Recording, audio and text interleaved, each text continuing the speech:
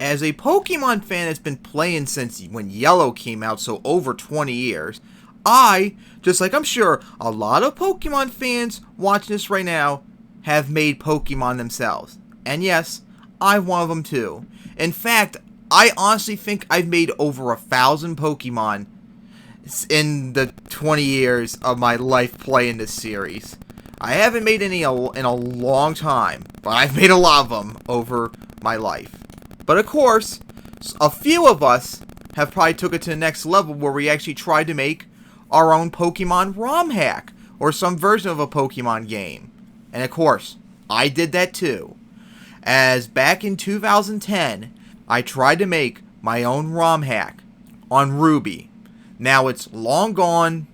It was crap, but it wasn't like broken or anything. It was like a beta and work in progress. Looking back, it was bad quality, but it wasn't like too bad, per se at least, with the amount of work and attention I tried to give to it for my first try.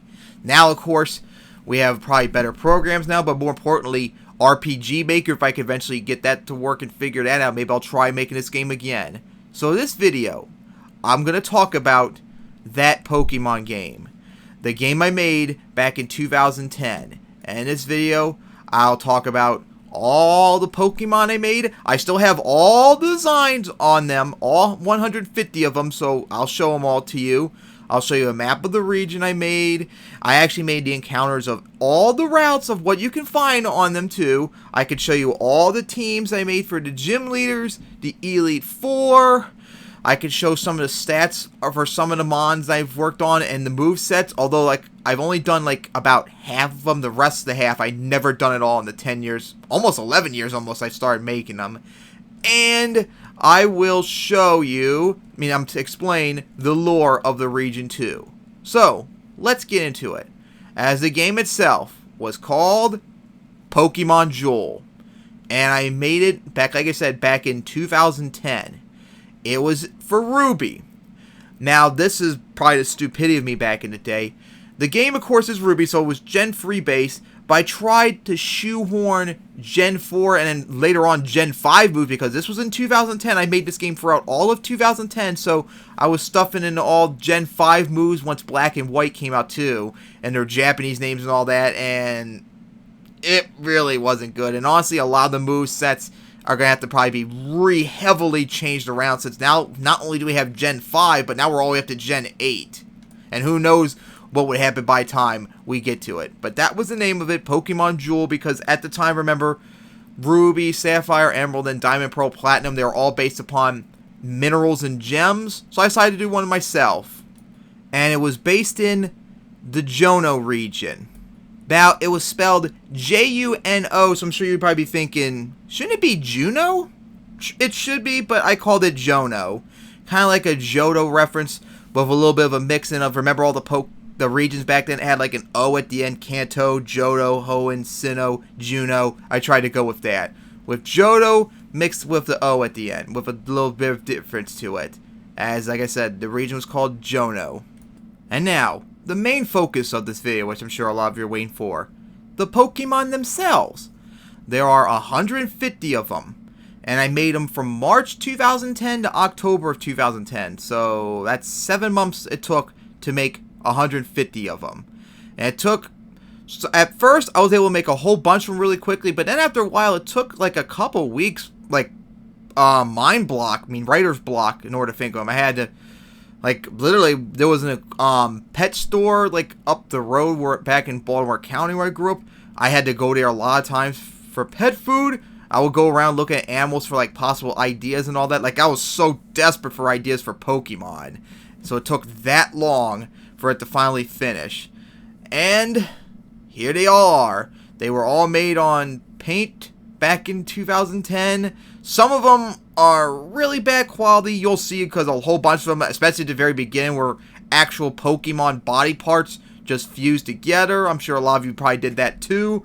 But later on, as I got to the end, I started doing more unique designs, and you'll see them all. So, here we go. Now to finally show, for the first time to the public, all 150 Pokemon for Pokemon Jewel. And here they are. as we start off with the stars, as you could see, are just Pokemon fused together. As we start off with the grass starter Grobble, which at level 16 evolves into Grotlet, and then at level 36 evolves into Grotata.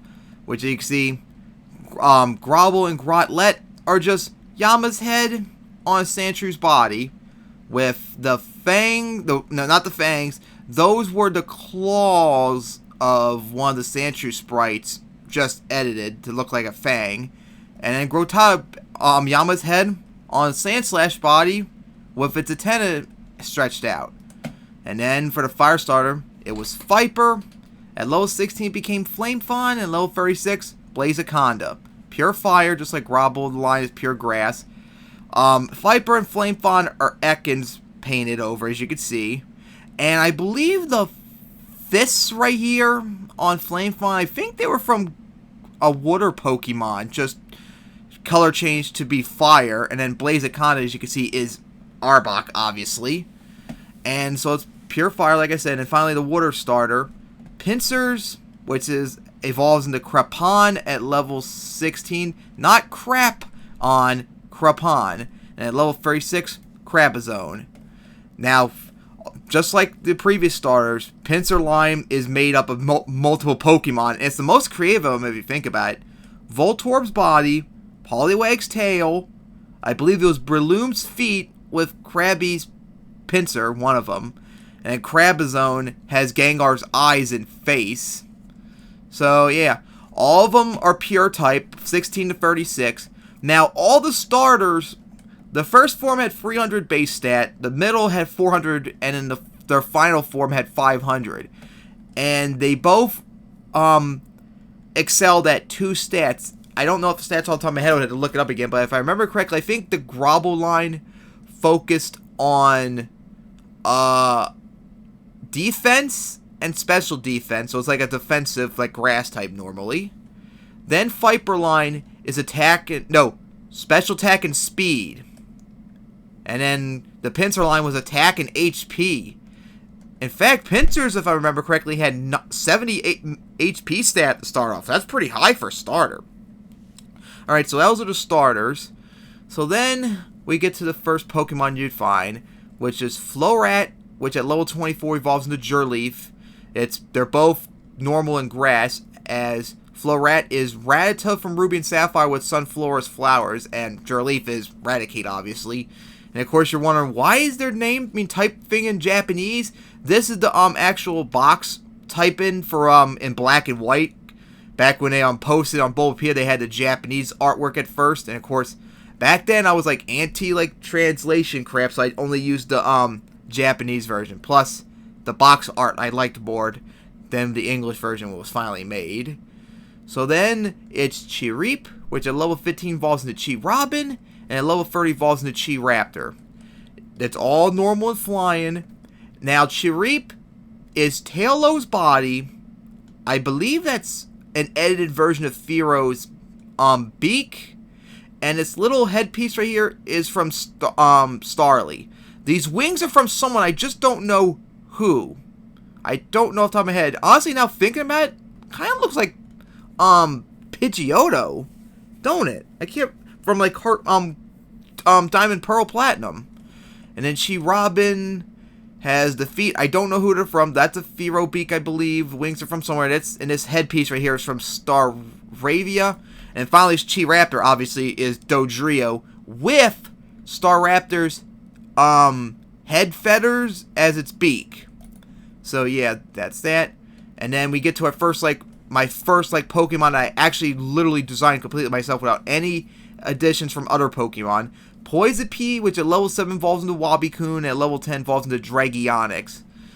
And Poison and Wabikun are Bug and Poison. Dragionix becomes Bug and Dragon. As yeah, Poison and Wabikun I designed completely, but Dragionix is Yama with its head edited. Then it's Muttree, which at level 25 evolves into Kanoon, or something like that. And Muttree is Poochyena edited, and Kanoon is Mightyena. God, that circle head. That's all I could do back then. Oh, God. And then Kvisor, which doesn't evolve. It's pure electric, and it's, Gland Meow. Then there's Gas Stick, which is pure ghost. And then there's Moss Circle, which at level 30 becomes Rolab. They're pure fighting. And I believe the fists are from the Machop line. Although it's circle, it has a circle shape, it's not related at all to Voltorb. I designed that circle myself. And then there's Rock Creole, which at level 40 evolves into Rollhawk. It's rock and flying. Then there's Poitus, which at level 28 evolves into Toxtel. They're pure poison. And Poitus's tail is Aerodactyl's tail. And the shell, well, the front of the shell for Poitus is, I think, Squirtle's shell. Now, Toxtel, the feet are from Torterra, and I believe the shell is Torterra's body minus the trees and all that, but changed the color around to look more like a Blastoise shell. Although I still see some purple right there from my terrible edits back in 2010. Alright, then there's Kroczu, which, although it sounds like zoo, it's not a U, it's an O. It's pure water, and of course, as you can see, it has the scales or fins or whatever of not crocodile, for alligator. And I remember designing it while I was at my grandparents' house too, when they were in the retirement home. Now this one is just special to me. This is Chime Bell, which is steel and ice. What makes Chime Bell special is Chime Bell's design, I'm not kidding, was an actual set of earrings that I gave my first love. And I actually made Chime Bell based upon the earrings. That's how they were designed. Yeah, very special too. Love Chime Bell's design. I worked so hard to make that too. It took like a half an hour to do that. And I showed it to her and she loved it. Alright, so then there's Volcano, which is fire and ground. And then of course there's Dirac, which evolves into Lone Off at Happiness at Night. Dirac, as you can clearly see, is Flareon with its tail edited. And Lone Off is Mighty Anna, again, with its tail edited. And then there's Chicluck, which I don't know where I got the feet, and I believe the beak from someone. It's normal, fighting and flying. And then there's a Racket, which at level 23 evolved into Cider. It's Bug and Psychic. Then there's Sidene, doesn't evolve in anything, it's Water and Psychic. Then there's Sliceone, which is Rock and Steel. Then there's Firearms, which at level 32 evolves into Manruption, it's pure fire. Then there's Eeltrick, which is Water and Electric. Then there's Ockrotor, which at level 20 evolves into Hurricane. Ockrotor is pure water, but Hurricane is water and flying. And then there's this really weird thing, Tweedle, which is pure flying, because remember at the time, there was no pure flying Pokemon, and this was before, Tornados was revealed. So, it was completely new for us. Now, Tweedle is actually a baby Pokemon, although it doesn't evolve into anything, and I don't know of a baby Pokemon that doesn't evolve into anything, so I don't know how that would work. But what made Tweedle interesting, other than I think the feet are from Sneasel, Tweedle was supposed to have Struggle as a starting move. Yeah, it was supposed to actually know Struggle as a learnable move that it could actually have as a move to use. Now, I don't know if that would work at all, because I never got to actually edit in Tweedle with the moves in, so it probably would break the game, but that was the original attention to have, Struggle as a move. If I ever made this, though, it probably would change it so it doesn't use Struggle. Alright, then it's Burrow Me, which at level 16 evolves into Digworm, and they're both pure, not pure, Bug and Ground, and Digworm, you see, the hole it dug is from Diglett. I designed the eyes and the teeth myself. Not bad, I must say so myself. And then there's Elephant, which is pure ice. And then there's Steelgeist, which I believe the fists are from the Machop line. It's Steel and Ghost. Alright, then there's Ivy Grown, which at level 13 evolves into Ivy Shield. It's Grass and Poison. Then there's Skull Cute, which at level 26 evolved into Skull Hard. Skull Cute's pure normal, but Skull Hard is normal and rock. Alright, then there's Slamster, which is fighting and electric. Then this is Woodruff, which is grass and flying. Woodruff's design is based upon back in the summer of 2010. Well, actually, no, it was every Tuesday or Wednesday when my grandparents were alive. Me and my mother would go to the retirement house every like Tuesday or Wednesday for lunch. And that day we went down to the retirement home's cafeteria, and my grandfather had a sandwich, and the sandwich contained, had on it like a toothpick, like that had like a design on it, like a decorative feature to it. I took it and I made woodruff out of it, kind of like based upon how it looked. And woodruff, God, my throat dry, plus it's free in the morning. Woodruff, if I remember correctly, was supposed to have Wonder Guard, and was supposed to have not 1 HP, but have very, very little HP. I think it had like 10 base HP, so it was supposed to have a little bit more than 1 HP. But it was supposed to be, it's a glass can. It would have like 100 attack, special attack, and speed, but 50 and everything else. Well, except maybe attack. So it was going to hit hard, hit first, get one-shot though by Wonder Guard, because of the terrible defense and low HP, if you get the idea. Alright.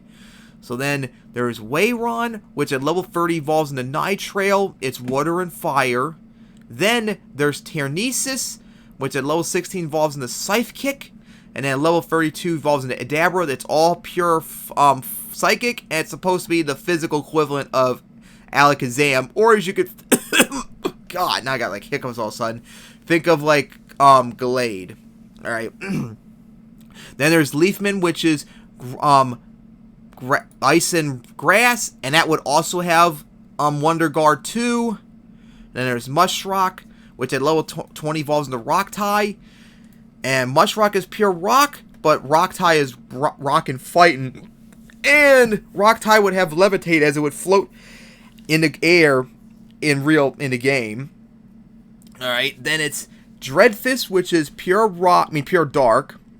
Then there's Mucky Mucky, which at level 24 evolves into Guckfin. Mucky Mucky is pure poison, but Guckfin is poison and water. Mind Block, which then at level 22 evolves into Psytangle. It's rock and psychic. I love Psytangle's design, especially the mouth. I did a really good job with that. Now, here's the fossils of the region. It's just 2 of them. Staraptor and Iron Tops. They're both rock and steel, and they're kind of like the Cranidos Shieldon of the region. Staraptor is all attack, Iron Tops is all defense. Alright, then it's Coconut, which at level 24 evolves into Palm Nut. They're pure grass. I actually thought them being grass and psychic, but I thought that would make it way too similar to the execute line to be comfortable with, so I kept them pure grass, but they would know some psychic moves. Now, here's something really interesting. There's Dragleaf, which at level 20 evolves into Clogon, and at level 40 evolves into Sharptool. Now, what's interesting about this is, this line would be part of the region's equivalent to the Elemental Monkeys. But instead of being Elemental Monkeys, they would be Elemental Dragons. Now, I did not design the Water and Fire version of the Elemental Dragons till much later on, because either I didn't know about the Elemental Monkeys at the time and just made this on its own and then decided to later on to add on, or didn't know anything about the Elemental Monkeys at all in Black and White yet. But these are the Elemental Dragons of the region, the grass one. You'll see the other ones later coming up, but the basis of them, they would all be Dragon Fire, Dragon Water, Dragon Grass. They evolve at level 20 and level 40. It would have 300, 400, 500 stats just like the starters, and it would be based upon 2 stats too. So you could say like a second equivalent to the starters. Alright, so then there's Strider, which at level 20 evolved into Stunglob. Then there's Morphlek, which is normal and psychic. This Pokemon is the region equivalent to Ditto. It could transform, it could breed. Then there's Squidsickle, which at level 30 evolved into Octice. They're both ice and water. Then there's Bunhoppin, which at level 19 evolved into Rappeck. They're pure normal. Then there's Bug Bulb, which doesn't evolve. It's bug and electric. Then there's Stitch Bear, which is normal, doesn't evolve into anything. Then there's Tube Heat, which at level 12 evolves into Firantula. It's bug and fire. Then there's Starvel, which at level 22 evolves into Stubble. It's pure dark. Urchin, which doesn't evolve. It's rock, water and grass. Then there's Crab Chop, which at level 30 evolves into Karate Pinch, and it's pure fighting. As we're past the halfway mark now, or well past it. Then there's Domud, which at level 16 evolves into Bird Tenny, and level 32 evolves into Flapkey. I don't know where I got the feet from. They're from someone, because they're really gradiated. That's something that I would have no skill at back then. And it's ground and flying. Alright, then there's Screwgoss, which is actually a basketball. It's pure ghost. Now here's the first of a few sister Pokemon in the game. Blade Blaze and Blade Wave. They're literally the same thing, just a color swap and a flip of the picture. Blade Blaze is dark and fire, and Blade Wave is dark and water. But they're related. Then there's Fisherang, which at level 28 evolves into Charmer. It's steel and water. Then there's Zacid, which at level 23 evolves into Toxic Bolt. It's electric and poison. Petal Stub, which at level 16 evolves into Flowmane. It's pure normal, but as you can clearly see, there's a bug and grass element to it. Petal Stub would learn a lot of bug moves, and Flowmane would learn a lot of grass moves. I thought about making them bug normal, then bug and grass, but no, I decided to keep them pure normal, but they're going to know a lot of bug and grass moves. Alright, then there's Bugskeeto, which is bug and water. Tri-Screw, which at level 16 evolves into Spearon, which is pure steel. Then there's Tesla Nimbus, which is electric and flying. Oh, this one I really like. There's Jackal, which at level 20 evolves into Scare Turn, and at level 31 evolves into Pumpkern. All grass and ghosts as we're getting near the fall of 2010 with these designs. But look at these designs. Look at them. Even with my paint standards back in 2010, you gotta admit, these look really, really good. Especially Pumpkern. Look at the eyes. Like the shadow to it. Look at the face. I did all that by hand.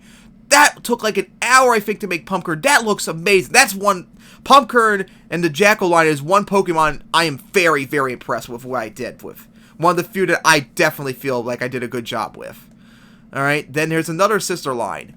The Heartfin, which evolves into Heartgon at level 20, and then Darkfin, which evolves into Darkgon at level 20. They're related. Heartfin line is water and psychic, and Darkfin line is water and dark.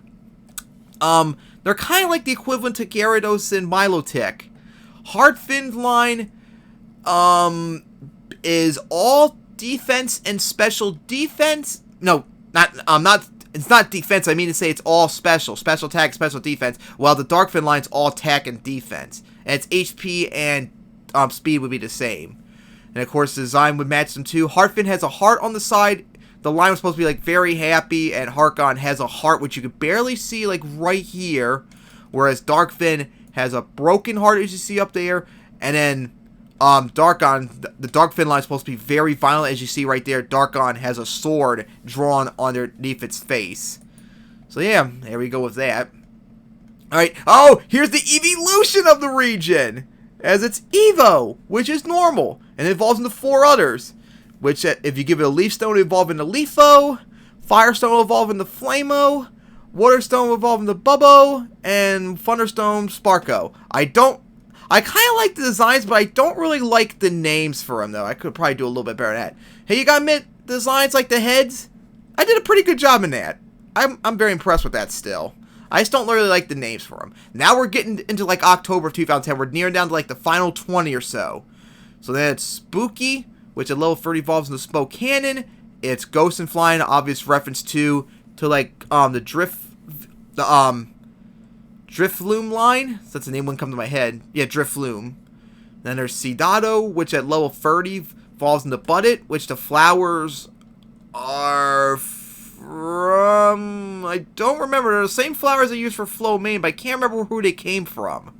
But evolves by Leaf Stone, and here we go, a really good one I liked. Psy Balance, which at level 29 evolves into Teeterdile, and then level 37 evolves into, this is a tongue twister, Yin Sayang. Yin Sayang. And they're all steel and, Psychic and Steel. I really like their designs. It took a lot of work to do them. Alright. Then we get to Dragger, which is Dragon and Ground. Then V Rattler, which at level 42, the highest evolution level in the game, evolves into Viper Burn. It's Poison and Fire. Then there's Psyhorn, which evolves into Eldur. At Happiness at Day, it's pure Psychic. Then there's Bugtooth, which at level 25 evolves into Saber Ghost. And at level 35 evolves into Gafang. It's Bug and Ghost. I really like Bugtooth's design. Saber goes too. Not much Fangs though. And now we get to, remember I mentioned about the elemental dragons? Well, here they are. When I finally decided to do them, here they are. As there's the fire one, Drakini, which at level 20 evolves into Draktail, and level 40 evolves into Draburn, Dragon Fire. And then there's Turk Club, which at level 20 evolves into Bouncesu, and level 40 Spike Toys, Dragon Water. So those are the elemental dragons. Alright, then there's Octdruple, which is pure water, Tornaclaw, which is pure flying, Dargion, Dargion, which at level 20 evolves into Petty, Petty, and level 42 evolves into Ravage. It's dark and flying. I think it's the last evolution in the game too, for the Pokemon. Then there's Radizu, which is pure normal, Mushsnow, which is ground and ice, Apenjo, which is psychic and grass, Draco Barb, which is poison, not poison, dragon and poison, and now we get to the final three, the legendaries of this region, which you can see how crappy these were because I actually designed these, some of the very first Pokemon too. But those are Phyrenix, which as you can see is a very obvious reference to Ho-Oh, from its Diamond Pearl sprite, which is just its head change. It's fire and flying. And then Poitus, which you can clearly see is just Lugia with some of its tail fins gone. It's water and flying. And finally, there's Zapdos, which is electric and flying. And honestly, if I remade this game, I believe these are Braviary's claws too, so I started getting some Gen 5 sprites into design. I would actually remake Zapdos into being electric and fairy, mostly because of the wings. So, those are it. That is it. That is all 150 Pokemon I made for Pokemon Jewel, as this was a background picture I had on my old Dell for many years of all the Pokemon there as I made them as a reminder to finish them up. Like I said, it took from March 2010 to October of 2010 to make all the designs. And yeah, looking back, some of them I'm not as impressed with, especially since a lot of them, not a lot of them, but a good chunk of them, especially at the beginning, were fusions of other Pokemon, which I don't like looking back. Although I don't really feel comfortable redesigning them because they're too, like, iconic for me to fix. Maybe some touches to them. Now, some of them, like I said when I showed them off, I really like their designs. And I'm very impressed still to this day how I did over 10 years later. So I hope you all enjoyed looking at all the 150 Pokemon I made over those several months in 2010. Now, let's get into the other crap. Now, first I wanted to show you all the map of Johto, since I had like everything all pointed out, including where the encounters of each route. But I think it might be better if I explained the lore and the plot of the game and the region. So, Pokemon Jewel, when it was made, the original idea is, which it still would be, is that the story that you start off in takes place, like, as soon as a new Pokemon League was made. Like, the Johto region just started, like, their region, like, their league.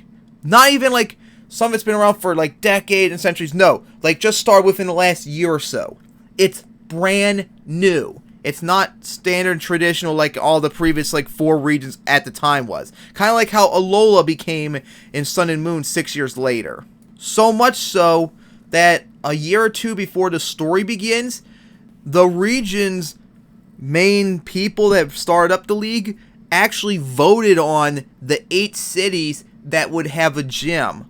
And there actually was a little bit of a plot to it because the biggest city, or at least one of the biggest cities in the region, was so confident that they were going to get a gym that they made the gym, they picked the gym leader and everything before they even did a vote on it. And then when the vote actually happened, they lost and they never got a gym, so they kept the gym as like a pre-gym instead. So, and you had to battle that pre-gym before you took on the first gym. So there was technically 9 gyms you had to battle, but only 8 of them gave out a badge.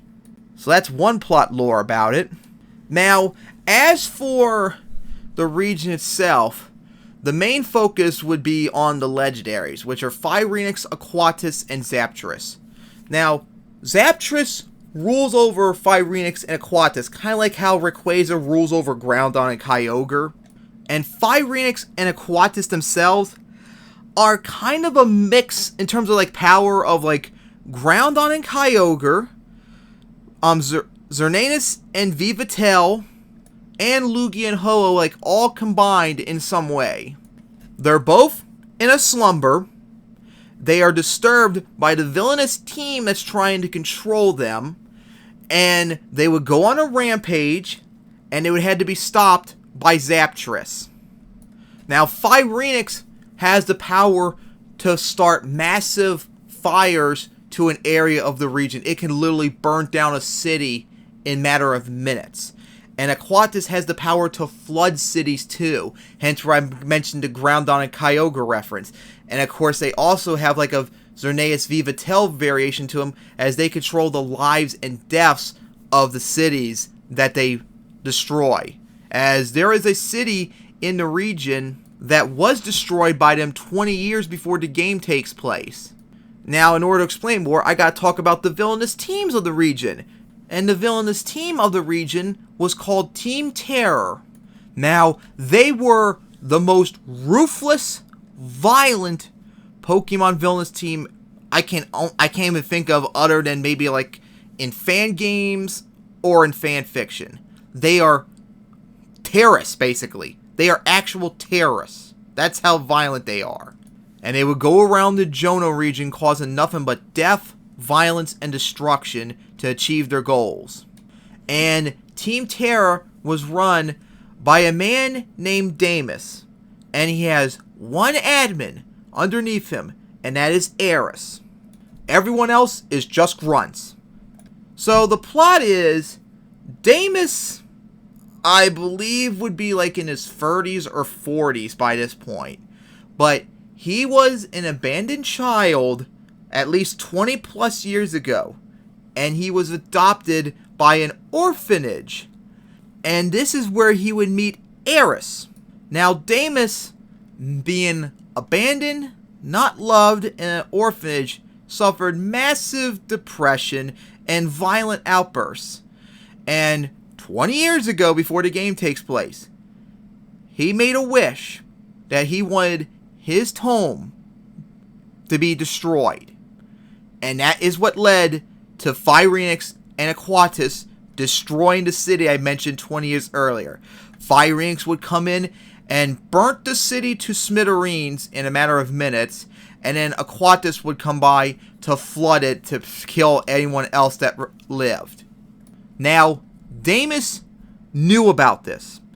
He saw it happen. In fact, he might have actually been in the city that it was destroyed in. So he actually knew about the power of Phyrenix and Aquatis, and after he saw that, he wanted that. He wanted to control Phyrenix and Aquatis, and somehow maybe try and get Zaptress involved to not even take over the world per se. He just wanted to cause mass death and destruction to the world. He just wanted everyone to die for the suffering that he went through all his life.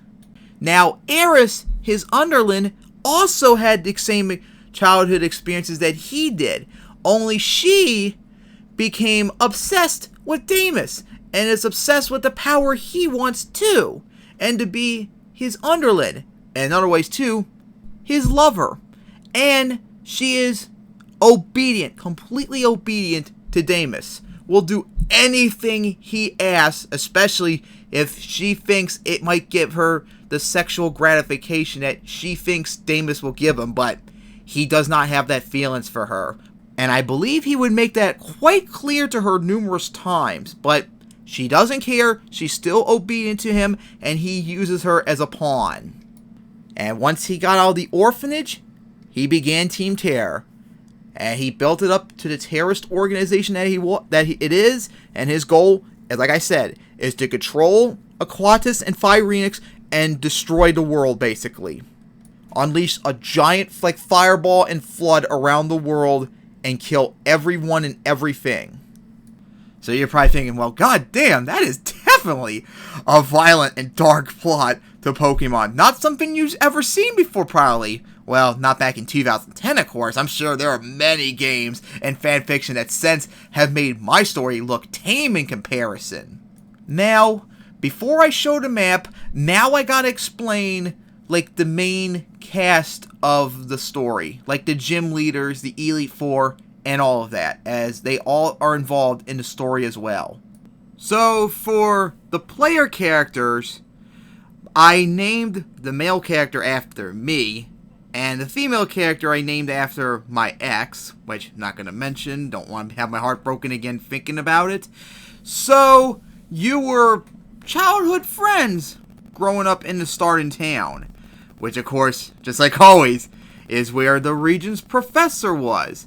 Now, I don't remember the professor's name, I never wrote it down, which I'm quite surprised by. I highly doubt, though, it was based upon a tree. That's something I would need to fix if I ever made the professor. And I think I might have, if I did make the professor, I might have made them a woman, because remember, at the time, we never had a female professor yet, so not quite sure about that, but like I said, I never wrote it down, so who knows? Who knows what exactly it would be. But if I did make a professor, they were going to have their focus on the lore of the region and the study of Phyrenix and Poitus and Zapdos.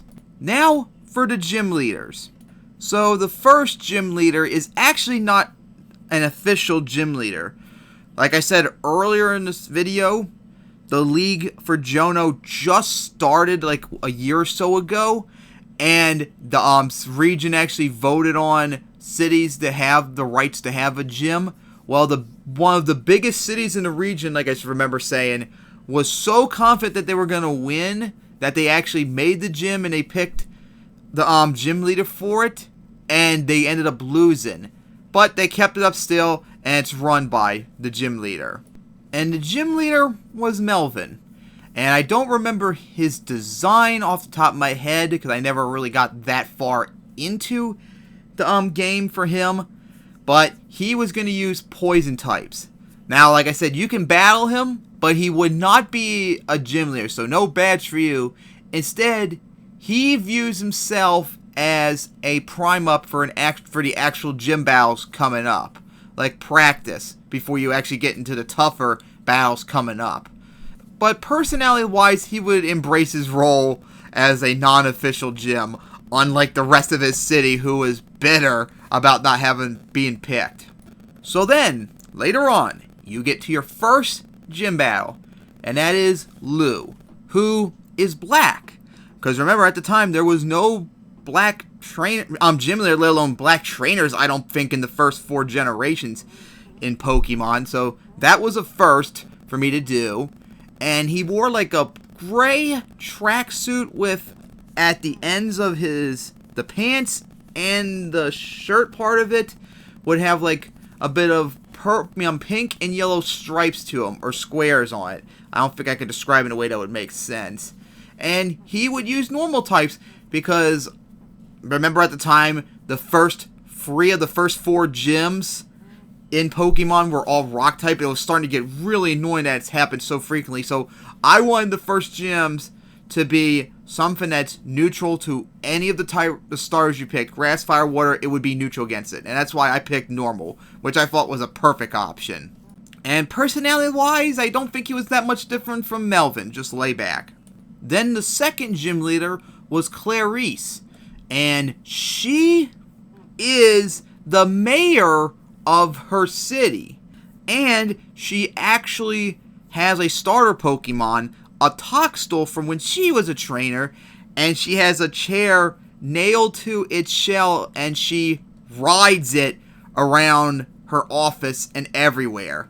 Doesn't really get up much. Just has Toxtel carry her around.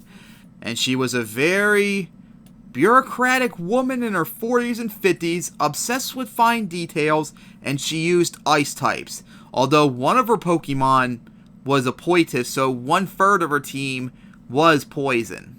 Then the third gym leader was Blaze, and he used fire types. And he kind of like was the fire type equivalent to Watson. Happy, excited, gets very intense in battles. I don't think I need to say much more about that. Then the fourth gym leader was Aqua, and she used water types. And she, oh god, this is going to be so funny.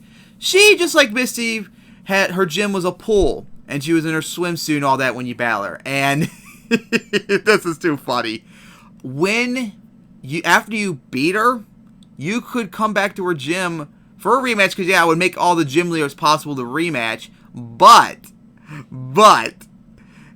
there would be an option for you, if you agree to it, to go behind her pool, or somewhere in the back of the gym, to have a little extra service, if you get what I mean. And it would actually heal your Pokemon too. It was too funny. And she swings both ways.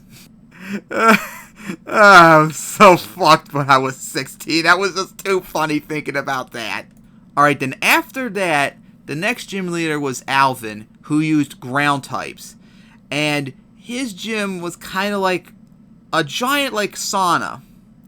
And where he was sitting at would be a mud bath that he would be in. And I don't think he would be a midget. Maybe he would be like a kid. Well, I don't know about a kid. That might be too young to be a gym leader. But he was short, and he was young, and he was very childish, and he gets like really bratty when he loses, basically. Then the next gym leader was Rosie, who used bug types, and she was a cosplayer, and she would have a cosplay outfit of one of the bug types in the game. I think it would be like the Aracket line, which evolves into Cider. Remember I mentioned earlier? She would have like spider, not adamants, the legs on the side of her body, so like stretching out. She would have a web top, like she would have a top just made of web and be flat chested too and all that. And she would take a really like playful attitude about battling, along with pretend to be a Pokemon that she'd be cosplaying. Then the seventh gym leader was Tyrell, who used dark types, because remember, dark types were not used yet. We had to wait freaking 20 years before we got a dark type, so I finally had to add a dark type bin, as that was like a requirement when I first made Jewel. I knew for a fact I was going to have a dark type to finally get that get out of the way, because that was so annoying why it took 20 years for us to get a dark type gym. Now, as you thought Aqua was really funny, Tyrell is actually sad, because he would be a depressed bastard for some reason or another. Never really got into it, but he would say before you battle him, that if the battle is not like good enough in his eyes, he would kill himself. But then once you beat him, he was satisfied, so that never happened. Oh god, I got some fucked up minds for plots for characters back then. And then finally, the final gym leader is Rebecca, and she uses electric types. Now, she of all the gym leaders is probably the more prominent one, because she is the player's older sister. The last gym leader is your older sister, kind of like how in Solar Light, Lunar Dark, the last gym leader is your older brother. And not only that, her gym provides power to the city that she's in. It has a generator, and she was like required to use electric types, so the battles themselves with her team would provide electricity and be absorbed by the generators in the back of the stadium to help provide power to her city. Alright, so now, with that out of the way, we then get to the Elite Four. Now, the Elite Four are just like the Elite Four in Gen 1 through 4, where you had to battle them all in order, since Black and White, remember, was the first game where you actually got to choose which order it would be in. So, for the Elite Four themselves, they would all have 6 Pokemon too, every single member, including a champion. I wanted to go all out for these battles. So, the first member of the Elite Four was Daisy, and she used grass types. And she would kind of look like the Aroma ladies from Hoenn, and probably have the personality of one too.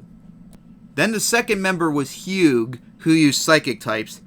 He was like a businessman in a tuxedo and all that. Then the third member, this is where you know I was starting to run out of ideas. And I definitely would want to change his name because it's already been used. And that's Drake. And of course, when you think about that, I think you know exactly what type he's using. And yep, he used dragon types. But had no... Well, I never even really thought of his design, but it definitely would not be Drake like in Hoenn. But I honestly would probably change his name because that's too similar, especially with his type. And the final member is Gear, and she used steel types. And, not joking, she would wear a dress made of steel, and she would have giant screws as hair rollers in her hair. That's a really weird design, but yeah.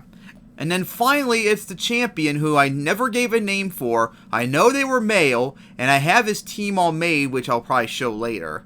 But he was the new champion, because remember, like I said, the league just started, so he was the very first champion of Johno. And just like in all the other main series games, you would beat him throughout the story, and he would help. Alright, now, with that out of the way, now let's get into the region itself of Johno. Here is the map layout of Johno. This is the original map I made in 2010, with the cities that have a gym marked with a blue line, and then the championship site would be where the red line is. Now, of course, this map looks absolutely garbage by even 2010 standards. I need to do a lot better than that. So, earlier today, this morning on March 4th, 2021, I spent 90 plus minutes making a brand new map for the region, and oh my god, I can't stop looking at it because of how good it is. And here it is. Ja! There is the map of Johno that I worked so hard this morning to make. Oh my god, doesn't it look so beautiful? Now, of course, before I get to talking about it, I'm going to show the climate map of this region, as those colors mean absolutely nothing if you don't know what they mean. So anyways, this is the biosphere of Johno. All the green, not the dark green, like the green is temperate climate to forest area. Then the lime green are grasslands, plains, and savanna. Then the dark green are rainforests. Then the yellow, which is all to the north, is desert. Then all like the harder to see yellow is beach or coastal area. And then gray are mountain areas. And then finally the blue is lakes and freshwater areas. And then finally the dark blue is the ocean itself. So that's what each climate represents. Alright, so here's the map of Johno, like I said. That X on the map is where you start off, your hometown, Racket Town. And then you head to Route 1, and then there's a fork in the road where you have to head to Route 3 or to Route 2. Now, this fork in the road is where you actually make your first acknowledgement of Team Terror, where there is a father in distraught as Team Terror, their grunts, kidnapped his kid, and they escaped to the forest to the north, and he won't let you pass until you save them. So he's a roadblock, so you have to go save him. So you have to go through Route 2, and then you'll head into Walsey City, the first and the big city of the region, like the biggest city in terms of population, the city where you can battle Melvin to get your first gym battle in. But you can't battle him yet, as you have to take care and go into Walsey Forest and save the kid. Now you can cross over from Walsey Forest to the next city, but that's blocked off for right now. So after you save the kid and stop Team Terror there, you go all the way back to Route 3 and reunite. Then you can go back to Walsey City to battle Melvin. But after that, you go through Route 3 and then you come across Eye Lake. The lake is called that even though the design doesn't look like it. It's supposed to be shaped like an eye without an uppercase I. But it would probably get a name change to a different kind of a lake name as you cross over like so many bridges in between it. Then you finally get to Quagsark City, where you battle Lou for the first badge. Then after that, you go through Route 4, which starts to become a grassland before becoming mountainous, where you eventually go into Rock Cave, the first cave of the region. Then after that, you go through the savanna of Route 5 before you get to Barrock City, where you can battle Clarice to get the second badge. Then you go into Route 6, and then you'll eventually go into the deserts of the Johno Desert. Then you go into Route 7, where you come across Desert City, the only city in the desert, in Johto Desert, where you can battle Blaze. Then you actually have to head down south to Cycle Road as you cross the giant lake in the region, which has no name because I didn't think it was going to even be this big. Because remember, I just made this map earlier today when I filmed this. It's a giant bridge that connects two islands to the mainland of Johto. And the first island is Oasis City, where you battle Aqua. And then there's Terra Island to the south, where you can battle Melvin. But of course, during this time, you run into another thing with Team Terra as they try to destroy Cycle Road, as it's the only infrastructure link to Oasis City and Terra Island to the rest of Johto. There's no other way to connect it, so destroying it would like starve the both cities into oblivion. So you have to save Cycle Road, and I think you have to do that and a bunch of stuff before you can actually go take on Melvin. It's not like you could just go waltz right down and battle him. Then after that, it's Route 8, which then becomes mountainous, and then you take a long cave route through Barren Rock Cave, which I believe is the only place in the game where you'll be able to find some easy ice types. I might have to change some of the encounters around when I show them later, because it's probably different based upon the design. Then you get the Boulder City, which is the only city in the mountains. It's way up, and that's where you can battle Rosie. Then you go for Route 9, which is out of the mountains into the savannah, before you go into the forest of Route 10, which then cross over into Route 11, which becomes Rainforest. And then you finally make it to Amazon City, where you can battle Tyrell. Then after that, you head down south to Route 12, which becomes Coastline, before you go out into the Sea of Johto. For Route 12, then you arrive to Legend Island, and Legend Island is where you find Phyrenix and Poitus. It's kind of like the equivalent of Whirl Island like Lugia is in Johto, but it represents both of them, not just one. Then you keep heading south, and then you come across Hydro Island, which is the final city where Rebecca is, where you battle her. That is like the main city to produce electricity in Johto. So after you battle her, you then have to head back to Legend Island to deal with the Team Terra one final time. And once all that's done, you head for Route 15, which then turns into Victory Road. And originally, Victory Road I had planned to be an island, but then the upcoming island, Juno Championship Island, where the Elite Four is, I did not really see that as a good design to have them like two separate islands, especially so close to each other. So I decided to make Victory Road pretty much exclusively a water route instead. Then you finally make it to Johto Championship Island, where you take on the Elite Four. And then this would be post-game, where after Johto Island, the pathway behind the island will be opened up, and you go for Route 16, and then you arrive to The Rock, which had to be renamed, where you can catch Zapdos. And that is the map of Johto. So there are 3 important spots you have to take care of Team Terra, like I said. Now the final one, this is like the major thing about the region's confrontation. So after you beat Rebecca, Team Terra was waiting for you to beat her.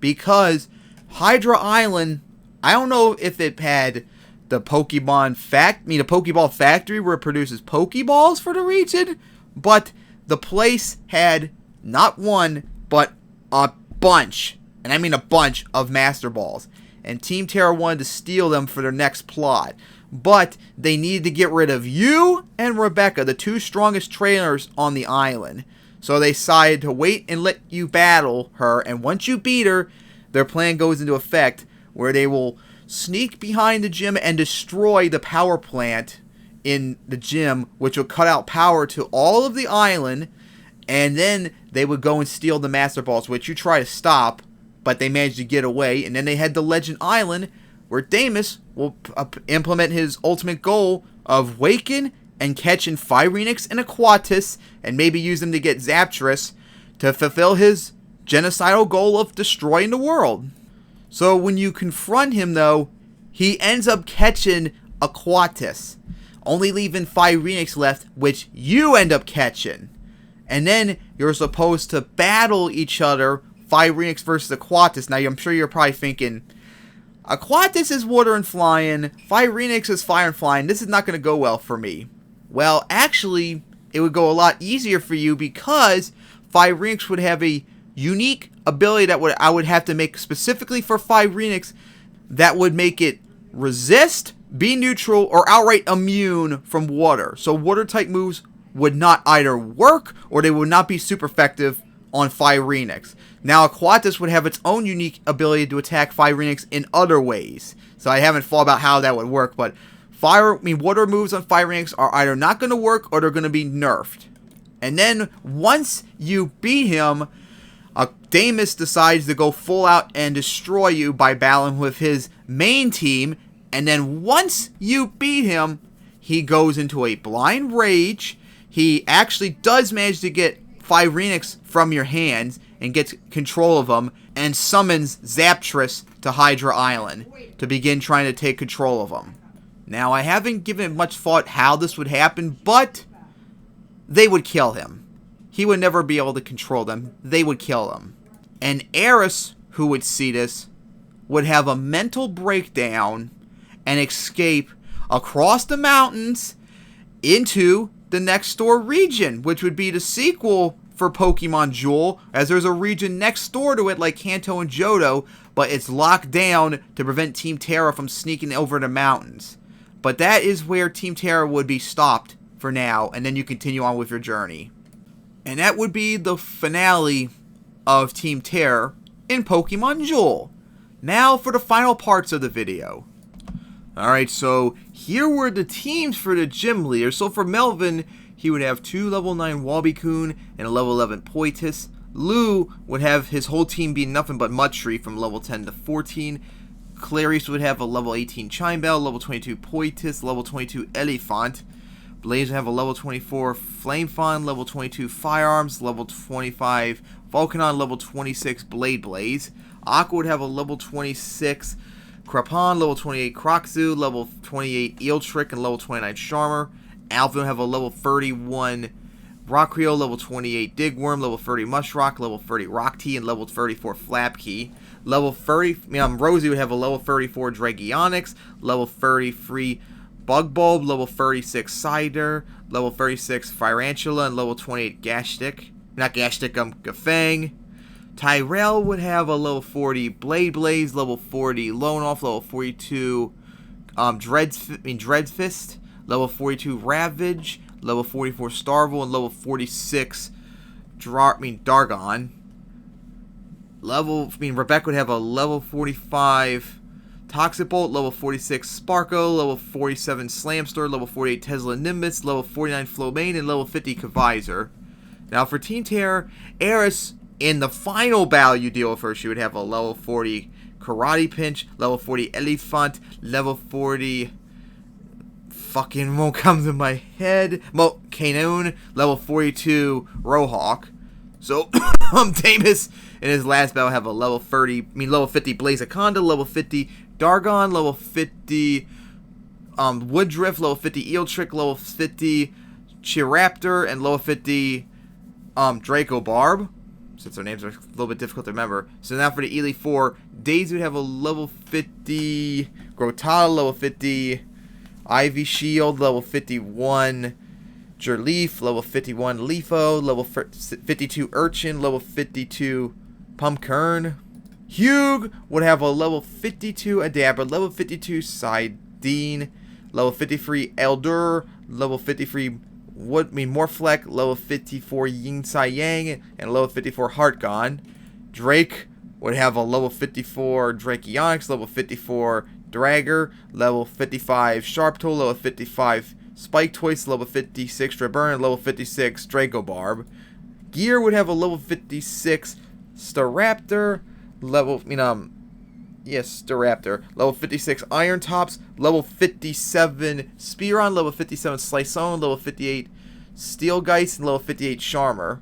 So then, finally, the champion would have a level 58 Nitrail, level 58 Woodrift, level 15 Dargon, level 59 Slamster, level 60 Tornaclaw, and level 60 Dreadfist. Although I'm sure this team would probably change.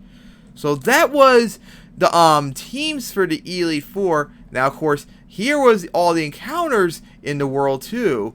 So, of course, in Racket Town, you get one of the starters. And Route 1, I would always have like the Pokemon encounters being level 1. That way you can have a Pokemon that you can raise from the very start. That way you can have all the moves, you have a better chance to get all their IVs. No, EVs, I mean to say. So in Route 1, you can get Florat, Chiri, Poisopi. Route 2, you can get a Convisor. And this is mostly a standard for like all areas with water. Surfing, which would usually be the same like at level 20. Fishing, Old Rod, which would, I think, always be the same. Level 10, level 20, level 40. So at Walden City, you could surf up Rotor or Mucky Bucky. With an Old Rod, you could surf up a Heartgon or Darkgon. Fishing, for a good rod, would get Rotor or Mucky Mucky. In Super Rod would get you a Hurricane or Gunkfin. Walsey Force, first encounter of Wabikun, Drakeonix, Mutt Tree, Must Circle, and a Racket. Route 3, which I believe was where the city that Damus destroyed 20 years ago, is Gas Stick's only available there. And Gas Stick, I forgot to mention this in its profile, but Gas Stick is supposed to be the souls of all the people that he killed when he destroyed the city. So funny like that. I like, of course, surfing. You can get a Kroczu. You can also surf up Squidsickle and Octice. In Quasark City, you can get one of the elemental dragons. Based upon the type that you have, you take the type. I mean, you receive the type that is weak to your starter. Route 4, you can get your chance at Rockrio and Poitus. Rock Cave, Chimebell, Elephant, and Digworm. No, Burrowme. I might change Chimebell and Elephant since I don't think Rock Cave is suitable for ice types. And of course, in Rock Cave, you can receive either the Sword Fossil, which will become Staraptor, or the Shield Fossil, which will become Iron Tops. You'll get the other one later on, though. And the Route 5, you can get your first encounter at a Skullcute. Bayrock City, you can get a Urchin, Eel Trick, Karate Pinch. Although, like some of this might change, though, because I don't know if some of these are going to have legs later on. Route 6, you have your first encounter at a Synesis, Scythe Kick, Chicluck, Ivy Grow, Ivy Shield, Slamster, and in the desert, because this route will be split from grass to desert, have your first chance at Digworm, Mustrock, Volcano, there you go, Juno Desert, Gas Stick's here, even though I probably won't have to, I'll probably remove it since, remember, Gas Stick's supposed to represent the souls of the city, town that Damus killed, so why would it be in Juno Desert? In Juno Desert, you can find your first chance at Slice Zone, Rock Tea, and of course you can get the Sword or Shield Fossil, whichever one you didn't took before, you'll find it there. Alright, Route 7, you can get new encounter Firearms, and a grass part, even though there's not really any grass here, so this is probably going to be removed completely. No new encounters though. In Desert City, you can surf up new encounters of Fisherang, Drakeonix, Charmer. Oasis City, of course, you can you receive Evo, so there's where you get your EV for. And for surfing, you get your first encounter, I think, first encounter for Eel Trick, Starvel, and Sidene, and Octruple. And of course, Terra Island is where you revive your fossils. Terra Island Cave, I forgot to add this on the map. There's a cave inside, on Terra Island, so you get more encounters here. First encounter after Rack, and Leafman, and Dreadfist.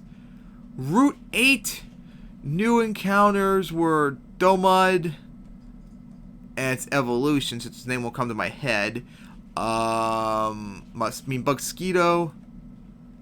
I can't remember what its name was. I'm looking up again because I'm a freaking idiot. I can't remember my Pokemon's names I made, which is embarrassing.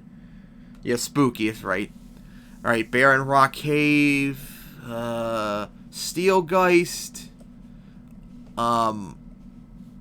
Mind Block, and Morphlect are new encounters. Oh, and Blade Blaze, Blade Wave, Tri-Screw, and Bugtooth.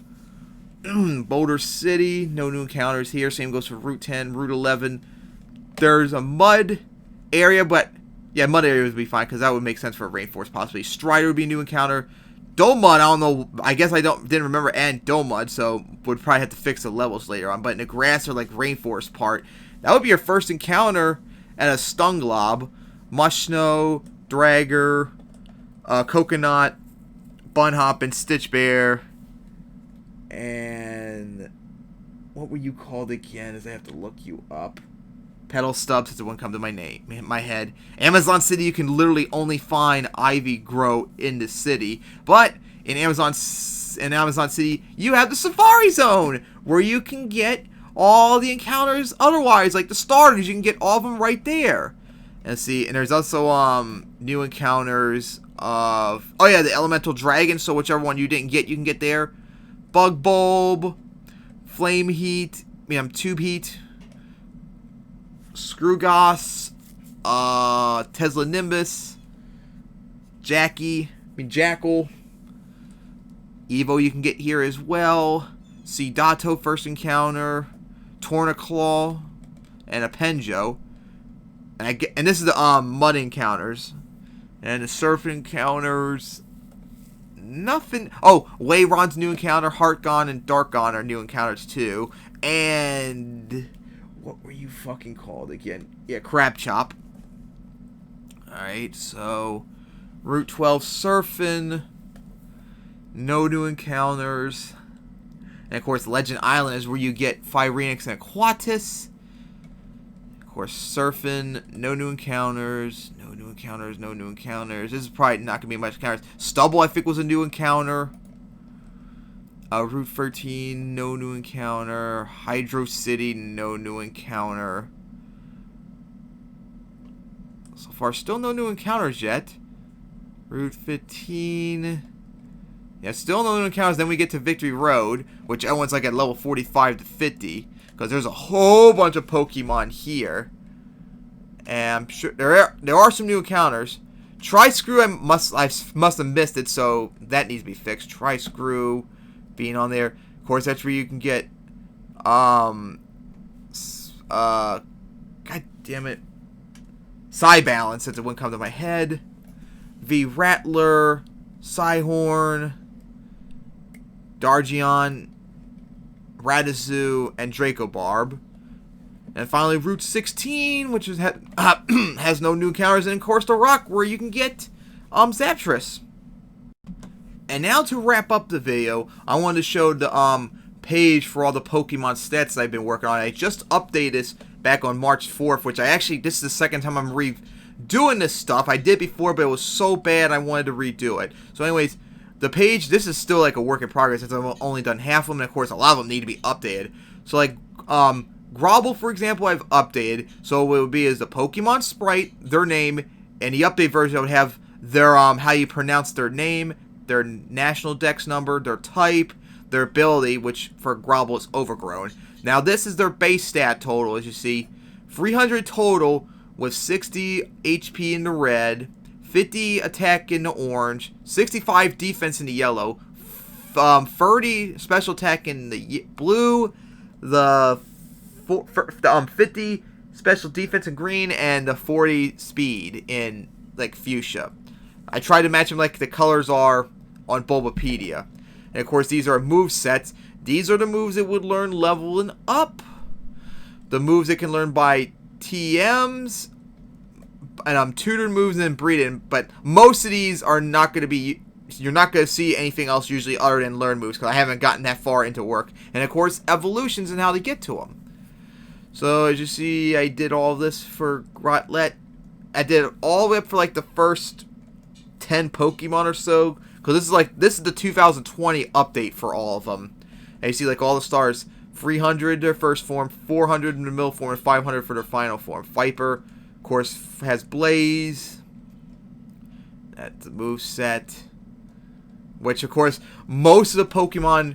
Remember, the game was set for Gen 3 in Ruby. I tried to add on Gen 5 moves, which didn't exist in the game yet. And now, I'm trying to maybe add like Gen 6, 7, or 8 moves. But honestly, a lot of the Pokemon's movesets are probably going to need help to sign on, maybe like updating to like add up more moves and all that. Because otherwise, I can't think of anything. Yeah, like you see, Pinsches, when I updated Pinsches, I just didn't add any TMs or anything like that. Because there's just too much to think about. for right now. Only thing I did was the water pledge move, the pledge and the hyper beam moves. Now you see, like with Crabazone. Oh, forgot to add that in. Hydro cannon.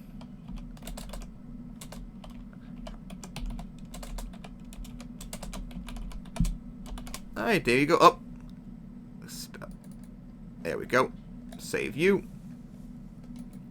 And of course, it's a big file because I had, when I made this in 2010, I made separate word files from like Pokemon, the first 25, then 25, 50, and so on. This one I combined them all into one. And here we go, Florat. Florat, I actually changed its ability.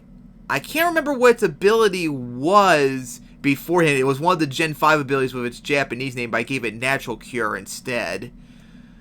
And you see the update moves. But Jurleaf, Natural Cure can become Leaf Guard. There's the movesets. You see I add Play Rough Gen 6 moves. I could swear I add... Oh yeah, Leaf Edge right there. As you see, I add Gen 7 moves. And this is the farthest I've gotten. Now, these right here for like Chirip, this is when I started to do like updates from like 2013. I got rid of like the Japanese name stuff for like normal flying. I added the abilities. So, Pigeon Breast is the Japanese name for big pets, big pecs, and Jitter I think is a Japanese name for another ability. I can't remember off the top of my head. This is the old Bulbapedia layout that you see I used, and the moveset as well. This is all updated, so it looks better than it originally did. Chirobin, no different. Like, see, more defensive and speed. Yeah, it look like you see Chiraptor, mostly defense and speed. Interesting setup right there.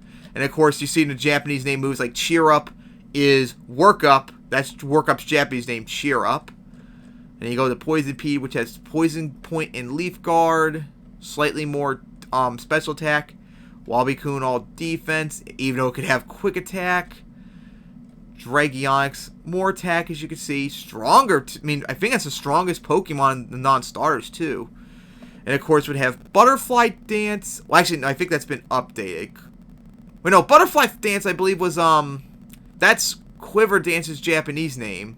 Double Chop is Dual Chop. Alright. Mudtree had Bad Habit. Oh, Bad Habit was the, ability that, Florat had. That is a Japanese name for a Gen 5 ability. I just don't know off the top of my head what it was. And Mudtree would learn Befriend, I think that's the name of a Japanese move. I can't remember off the top of my head. Bark Out is Snarl. More towards attack, as you can see. Yeah, attack again. Convisor would have Q Charm and Illuminate. High speed and special. High speed and special attack. Would have Simple Beam. Nitro Charge, which is Flame Charge. And then Gash Stick would have Immunity and Zombia. No attack and no speed, but pretty solid in everything else, which is pretty funny. Evil Eye, which is Hex. Night Burst, which is Night Daze. Moss Circle would have Anger Point or Iron Fist towards attack and speed. Retaliation, which is Retaliate. Then we go to Rollab, same thing. Same stuff. Rockrio would have Huge Power or Limber. Just attack and defense. Alright. Just attack and defense still. Poitus would have Poison Point or Quick Feet. More towards defense. Clear Smog, it stays the same. Shell Break became Shell Smash. Sweep Slap is Tail Slap, which I wish I kept the Sweep Slap name. I liked saying that all the time. Accidental press there. Kroczu would have Dry Skin or Reckless and add 150 attack. That might be a little bit OP, although it has the no speed. No new moves in that regard. Chime Bell would have Clear Body or Compound Eyes. We already did Evil Eye. Nothing new there. Volcano would have Flame Body or Magma Armor. Of course. Remember, all these are subject to change if I go through them again. Purgatory's Inferno. Dirac would have Intimidate and Pickpocket, which I think that's a Gen 5 ability. I can't remember off the top of my head, so it might be its Japanese name. Feint Attack, which is now Feint Attack, remember. And Lone Off, which I changed its moveset quite around since it was a Friendship evolution, so it's not guaranteed what it would become. Alright, Chicluck, which have Pigeon Breast, which is Big Pecs, Early Bird. Nothing new. A Racket would have Underhand, which is a Gen 5 ability. And Regeneration, I think that's, well, since I don't know its Japanese name. Insect Opposition, which is Struggle Bug. And of course, Cider would have this incredible 220 fucking attack. My god, that might have to be broken. That might have to be taken down massively, because 220, I don't think there's any Pokemon ever it's gotten 200 attack or any stat that high other than Blitzy's HP, let alone 220. That's just crazy. That's like broken probably. Sidene would have Hydration or Telepathy. That's a Gen 5 ability. Slice Zone, Battle Armor, or Lightning Rod, all defense and speed. Claw Sharpen, which is Hoenn Claws. Firearms like Blaze or Q-Charm. I'd probably get rid of Blaze, since I would like to only keep that for the starters, or the Elemental Dragons. Flame Burst, which is the same name, I think. Alright, Eel Trick would have Volt Absorb or Swift Swim. We're still not even halfway through it yet. Would have Boiling Water, which is Scald. Eel Trick's not even center right there. That's pretty bad. Rotor would have Anticipation or Filter. Probably would change it for Hurricane, since it's not the same Pokemon in the air. With its high-ass speed. Preacher. Oh, yeah. Now, you see right here, like, look how terrible quality Hurricane's moveset thing is. Because back then, before I went on Bulbapedia like this, like, I would go on a Bulbapedia page and edit one of the Pokemon stats to be what I want it to be. I would take the layout for the moveset, and I would just write in on Paint the stuff instead. That's why the quality looks so bad compared to previous ones. These ones are just never updated yet. Hurricane, yeah, Rotor's the farthest I ever made with it. So for Hurricane, would have Acrobat, which is Acrobatics, and Windstorm, which is Hurricane. And of course, Tweedle would have Pigeon Breast and Hustle. And like I said, you see, would learn Struggle, which I don't know if that would work, since Struggle's a move that you're not supposed to learn normally. So I probably had to get rid of that, especially since it doesn't even have an evolution. Burrow Me would have Harvest and Arena Trap. Alright, and then Digworm. Nothing new. Elephant, Ice Body, or Thick Fat. Alright. And Steel Guys have Iron Fist or Vital Spirit. And all of its moves are just punches. All moves except Beat Up have punch in its name. That's all it would do, is just punch in physical moves other than Vacuum Wave. Ivy Grow would have Adaptability or Chlorophyll. I could have swore... Oh, no, it's another one.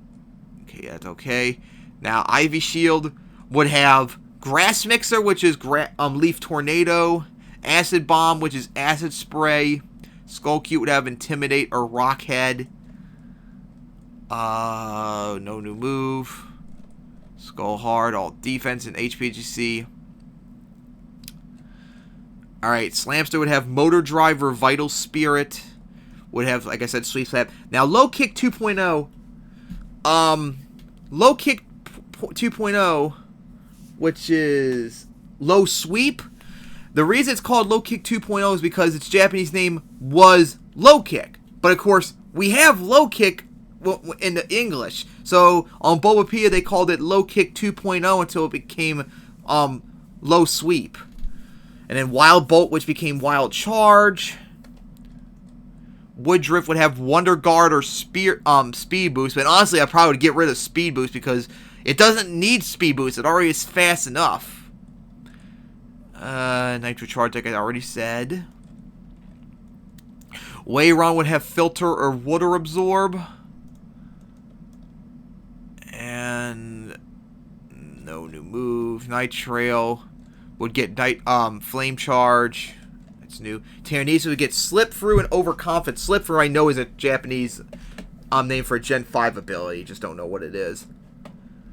Let's see. Nothing new there. Scythe Kick. Same thing. Would become like more physical as you see. Would be able to learn Trickery, which is Foul Play.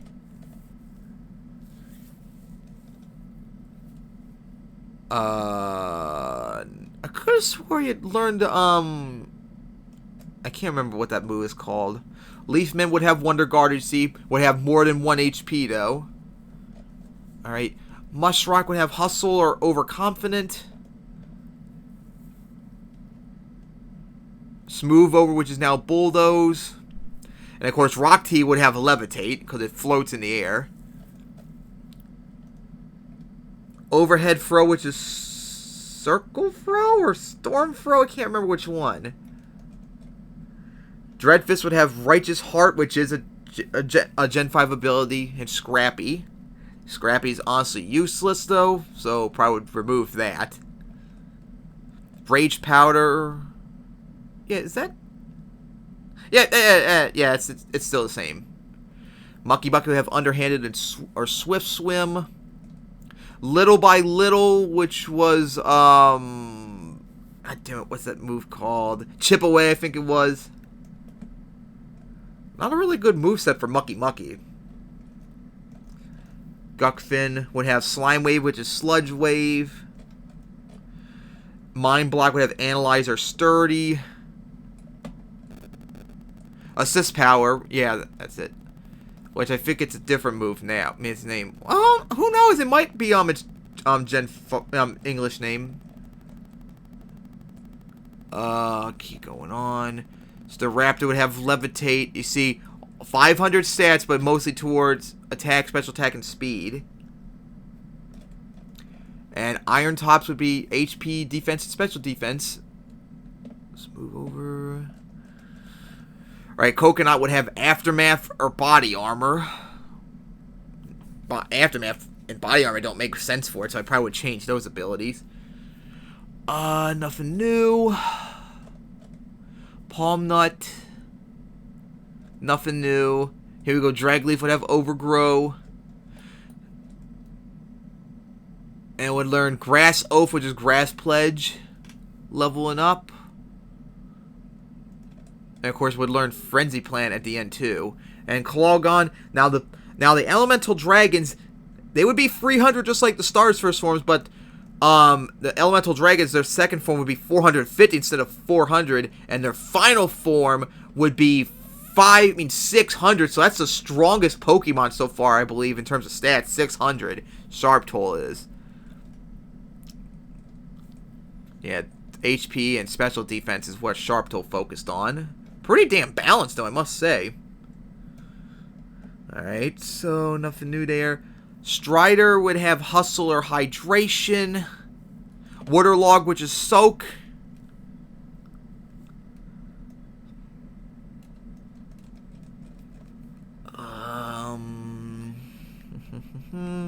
Hard Roller, which is Steamroller. Life Risk, which is Final Gambit. Morphlek would have Incentric. I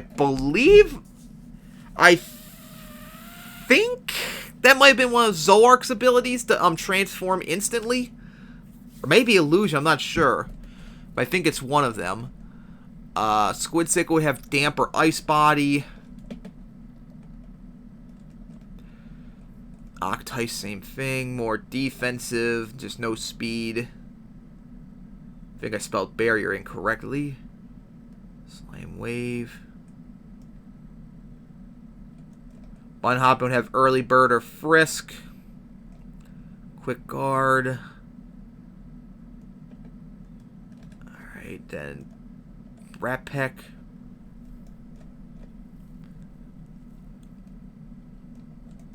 Alright, Bug Ball will have Illuminator Swarm.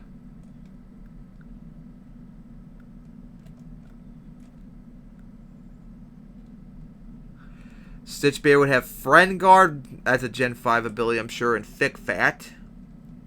Gear Saucer, which is Gear Grind. Healing Wave, which I believe is Healing Pulse. Tube Heat would have Dust Coat, which I know is a Gen 5 ability, and Shed Skin. Nothing new. And Phyrenicula.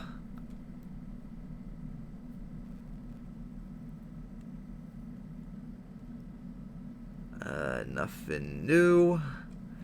I think we're nearing the end. I think it's the last one. Starvel, which would have Damper Hustle, and it would have Boiling War, like I said earlier, and of course Stubble.